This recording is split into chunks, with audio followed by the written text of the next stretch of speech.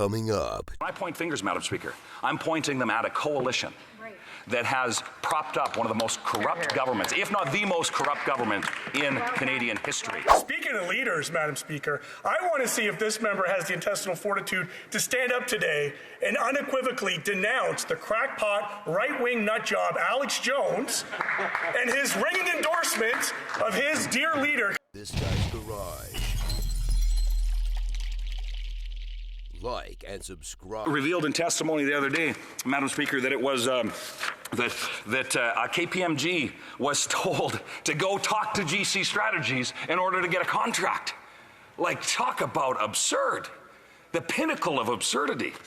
Yet this seems to be the culture to which we find ourselves in under this Liberal Prime Minister and the NDP Liberal coalition that continues to vote confidence and back him and that corruption up in this place. So, Madam Speaker, I would, in the last couple of minutes that I have, would simply highlight a couple of... I have to interrupt the honourable member. The Parliamentary Secretary is rising on a point of order. Madam Speaker, I rise only because I know there's been a number of members that have made reference to GC being Government of Canada. I don't know in terms of to what degree that has been substantiated. That would be a bit of a concern. I don't want to... I think the honourable member actually was making it a point about not being the Government of Canada, and I will let him pursue his speech. The honourable member for Battle River Crowfoot. Thank you, Madam Speaker, and whether intentionally or by accident, the member just proved the point. Because when I point fingers, Madam Speaker, I'm pointing them at a coalition that has propped up one of the most corrupt governments, if not the most corrupt government in Canadian history. And Madam Speaker, it's time for change because that's what Canadians are demanding. They expect a government to work for them. That's certainly not what they're getting from these Liberals and those NDP. Questions and comments. The honourable member for Hamilton Centre. Now, I appreciate the honourable member's theatrics. He's borrowing the end flare of kind of self-righteous rage and indignation. But I also know this member from committee.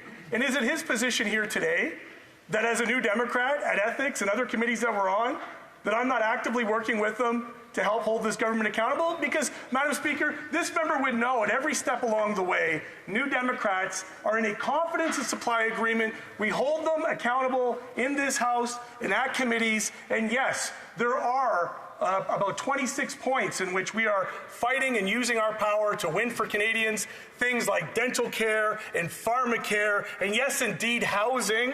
Madam Speaker, we're going to win for workers. So those are set aside. But just through you, I'm kind of taking it personal. To the honourable member, is it his position that at committee as a New Democrat, I'm not indeed working as an opposition member? Because if that's the case, he could see a new me at the next committee. Honourable member for Battle River Crowfoot. Thank you very much, Madam Speaker. And I would encourage that member to maybe bring the message to his leader that it is essential to actually do the work of an opposition party, whether it be in this place or whether it be in committee. And I've had the opportunity, and while we disagree on many things, I remember an early conversation I had with that member that he shared at least he could respect Conservatives because he knew we stood for something, where he didn't know what the Liberals stood for ever. So, Madam Speaker, I would encourage that member to bring that message to his leader, because there is no question that the current leader of the NDP has run roughshod over democracy and supports corruption in a way that makes him just as complicit as every single member of that Liberal Party. So whether it be the circumstances we find ourselves in the House today, I hope that member will have the intestinal fortitude, Madam Speaker, to vote no confidence, to let Canadians make the choice about who should be leading this country forward to do the tough work of actually leading a government that works for all Canadians. The honourable member for Hamilton Centre. Thank you very much. I appreciate the opportunity to return and reply. Speaking of leaders, Madam Speaker, I want to see if this member has the intestinal fortitude to stand up today and unequivocally denounce the crackpot, right-wing nutjob Alex Jones and his ringing endorsement of his dear leader. Because I tell you, you what, in this House, Madam Speaker, the way in which the Conservative caucus kowtows to their leader would make Kim Jong-il blush. He would make the most hard dictators blush in the way in which they set up their majesty, the honourable member of the opposition. So, will he denounce today, unequivocally, the crackpot conspiracy theorist, mass shooter denying Alex Jones in this House, or will they continue to cater to the most extreme factions of the right wing within their caucus? Honourable member Battle River Crowfoot.